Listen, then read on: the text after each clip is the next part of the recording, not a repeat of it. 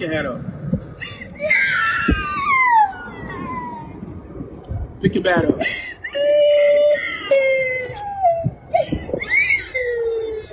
Stand in the house. Find your technique.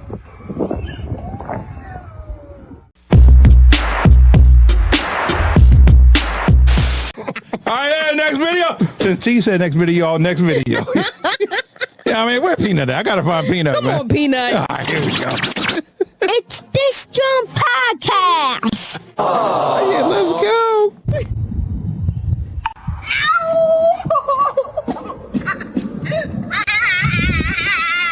Pick your head up.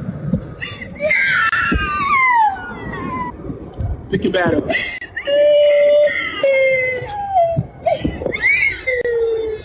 Stand in the house. Find your technique. Do it again.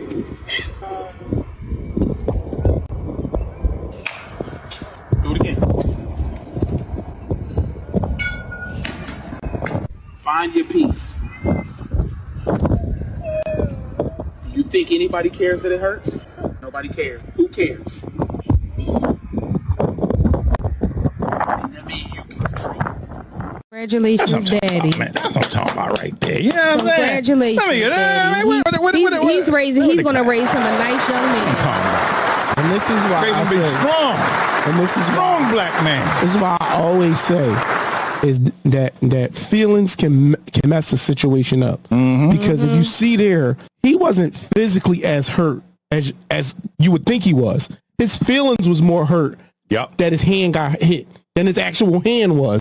Because if he was able to get back on that bat, and he was even more folk than he was. That shows you that it was more feelings than the actual physical hurt. And that's why I always say when people get their feelings involved in stuff, you don't logically think right. No, or you start doing stuff because it's your feelings talking. It's not you looking at a situation logically. And again, unfortunately, we have a lot of households where these young boys is growing up with no dads.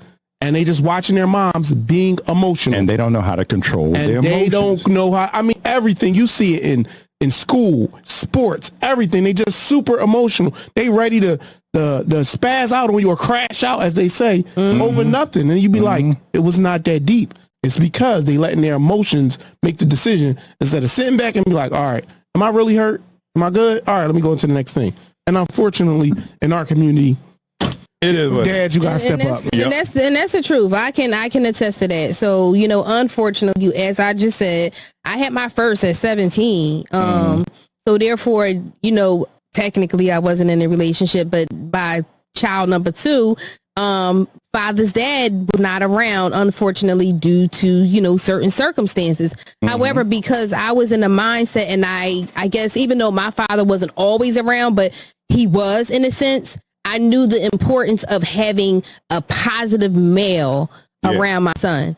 So, even though his father wasn't there physically, he's always been there, emotionally, spiritually. But I've always made it my point, and my kids can even say this now, to always have somebody positive that was a male. I'm not going to just put anybody. No, if this person is of not of a good, mental stature, is no point. I don't need nobody, taking my sons. I remember one time I had this guy and he was like, oh yeah, I'm gonna take your son to the mall and we going scout for chicks. What? Yeah, like literally, he used to use my son as his way in picking up girls. Hey. I'm like, no, that's not what I want to teach my son.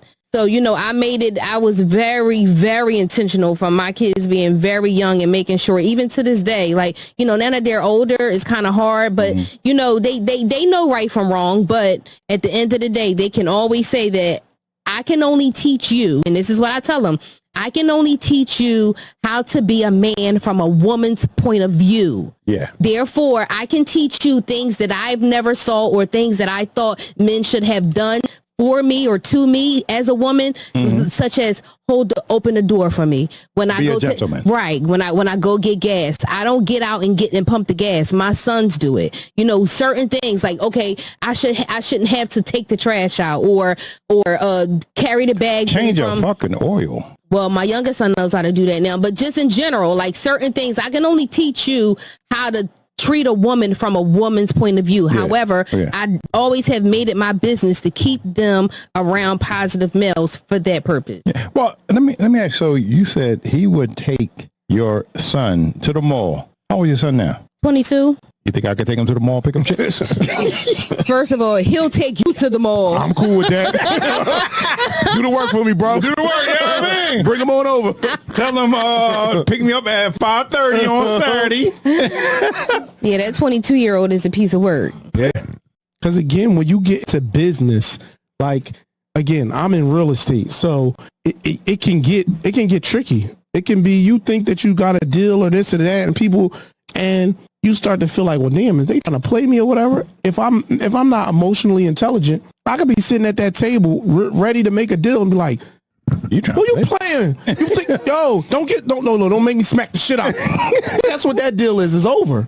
Now I done lost out on some money. So it's like, again, even like my nephew, he's 19, his age group, they'll be saying stuff like, yeah, oh no, I'm not doing that. I'm not working like that. That's all emotion. You broke.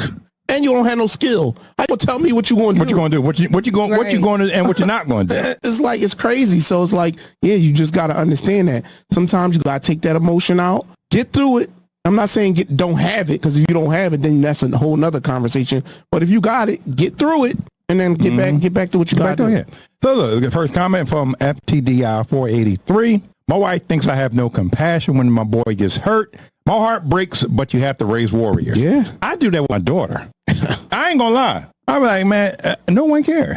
Why are you crying? I'm not chastising you, but why are you crying? And then she'll, okay, yeah, you're right. I mean, what you crying for? Yeah, I guess, from the male perspective, it's a little different for y'all, so. Because we prepare children. The women's do too. Mothers prepare children too. Welcome, Mr. Rob Hemphill. So, but this is my thing. Mothers prepare their kids from one perspective, and the fathers prepare them from another. That's why they need both parents. So they need both. Yeah, they need both parents. But the man is the better. The fathers are the better. Whatever. Yeah, I mean. Whatever. You know what I'm saying? Next, comment number 2 says... How the hell she just going to... Comment number 2. Only men would understand how much he needs this lesson. Yep, that's what comment number 2 says. Do we have detention? I'm already fucking detention in this damn chair. Like, come on. Out, like, I'm already in detention. The insubordination here is out of control. Do y'all see I can't move my chair like this? On purpose. This is detention. On purpose. That's right. She can't move that goddamn chair because TV all over the goddamn place. Fucking chair is all on the other side of the studio. If Los don't edit, y'all gonna see her. She's like, yeah, because I'm just saying, you gotta stay in focus. She don't give a fuck, y'all. That is a lie. This is a production. Comment number 3 from Old Styles. Notice how the kid got better. Good job, Dad. Yes. Gotta give it to Dad. Yep. Give it to Dad. Shout out to Dad. Yep, I can definitely say that was awesome. Where was the mom at? So, yeah. She probably was at happy hour. Did you just call her a heifer? Why she gotta be a heifer? He over there teaching his son how to learn the skills. She a happy hour. Yeah, happy hour. How do you know where she at? I don't know. Her back blown out somewhere.